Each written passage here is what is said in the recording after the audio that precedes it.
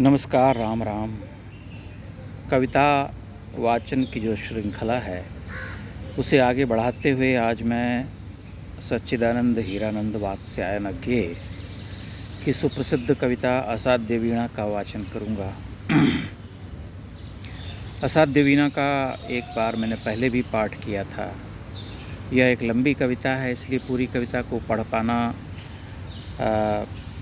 सरल नहीं होगा क्योंकि बहुत लंबा वीडियो होगा, लेकिन जहाँ तक संभव होगा मैं इसका वाचन करूँगा। असाध्य वीणा एक जापानी लोक कथा पर आधारित कविता है, जिसमें एक राजा उसके पास रखी हुई एक प्राचीन वीणा को, जिसे कोई भी कलाकार बजा नहीं पाता है, उसे बजाने के लिए किसी सिद्धहस्त कलाकार को अंतिम आशा के साथ बुलाता है कि वह इसे शायद बजा सकेगा।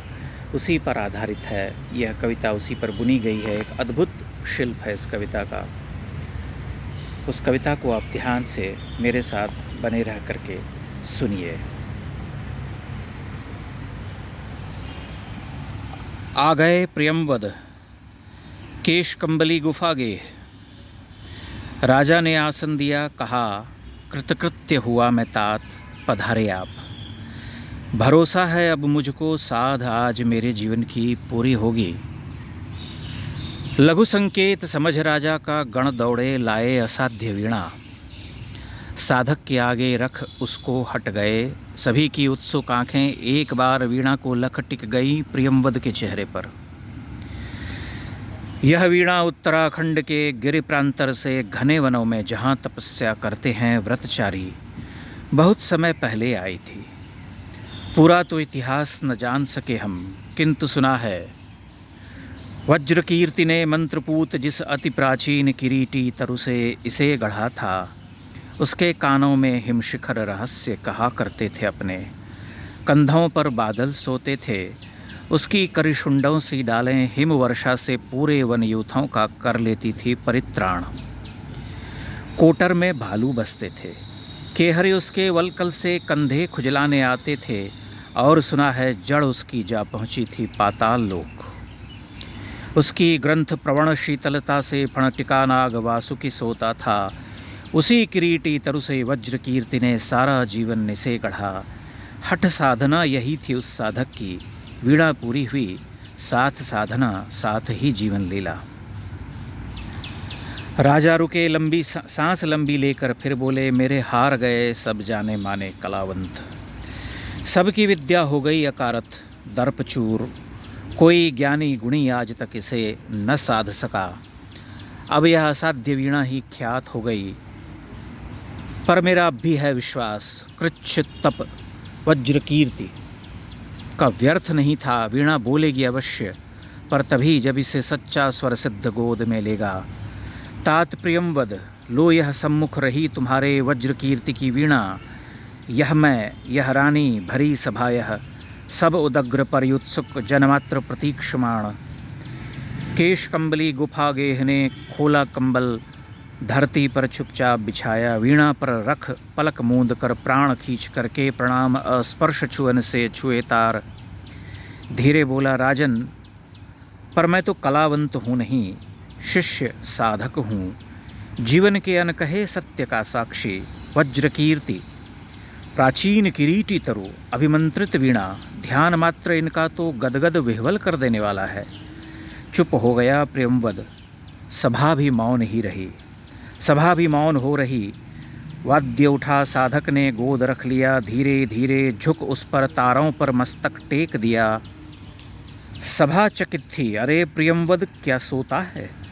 केश कंबली अथवा होकर पराभूत झुक गया वाद्य पर। वीणा सचमुच क्या है असाध्य।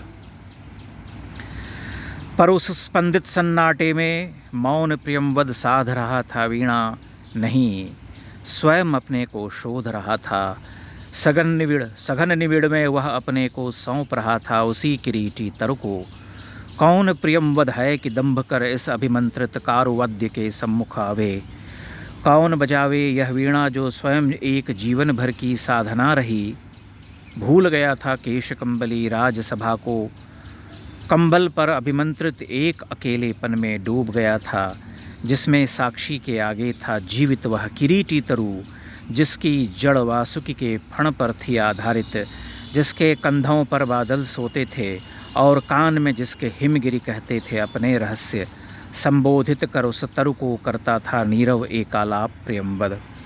ओ विशाल तरु, शत सहस्र पल्लवन पतझरों ने जिसका नित रूप संवारा, कितनी बरसातों कितने खद्योतों ने आरती उतारी, दिन भर भौरे कर गए गुंजरित रातों में झिल्ली ने अनकथ मंगल गान सुनाए, साँझ सवेर अनगिन अनचीन्हे खगकुल की मोद भरी क्रीड़ा काकले, डाली डाली को कपा गई। ओ दीर्घकाय, ओ पूरे झारखंड के अग्रज त्राता महच्छाय, ओ व्याकुल मुखरित वन ध्वनियों के वृंदगान के मूर्त रूप, मैं तुझे सुनूं देखूं ध्याऊं अनिमेष, स्तब्ध संयम संयुत निर्वाक कहाँ साहस पाऊं, छू सकूं तुझे तेरी काया को छेद बांध कर रची गई वीणा को, किस स्पर्धा से हाथ करें आघात छीनने को तारों से, एक चोट में वह संचित संगीत जिसे रचने में स्वयं न जाने कितनों के स्पंदित प्राण रच गए। नहीं नहीं वीणा यह मेरी गोद रखी है रहे, किंतु मैं ही तो तेरी गोदी बैठा मोद भरा बालक हूँ।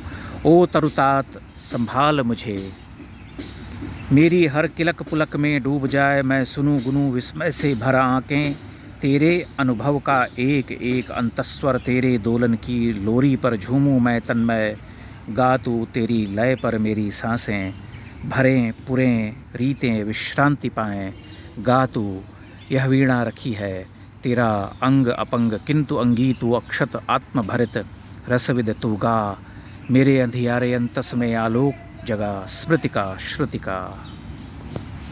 इस कविता का आधा ही पाठ मैंने किया है, और चूँकि यह बहुत लंबी कविता है इसलिए इसे पूरा पढ़ना जो है ठीक नहीं होगा, क्योंकि लोग भटक जाएंगे। तथापि जितना पाठ किया है मैं आशा करता हूँ उसे आप अवश्य सुनेंगे और इस कविता को पढ़ने का प्रयास करेंगे, क्योंकि एक अद्भुत रचना है ज्ञेय की। बहुत बहुत धन्यवाद, प्रणाम।